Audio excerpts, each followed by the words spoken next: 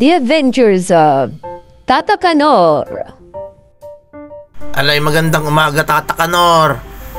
Total ako'y may tatanong sana sa iyo.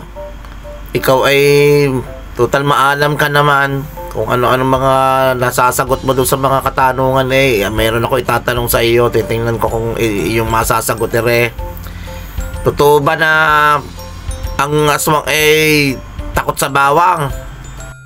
Oy, Carlos, andiyan ka pala. Ano ba yung itatanong mo ng... Sige, tingnan ko kung sagot ko.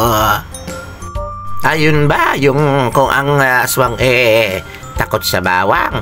Yun ba yung tanong mo?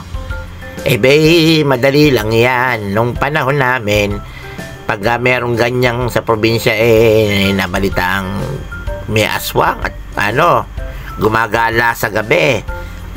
Ang mga nagro-ronda, yung mga barangay, ang mga tao, pag hinahanap yung aswang, nagdadala talaga kami ng bawang.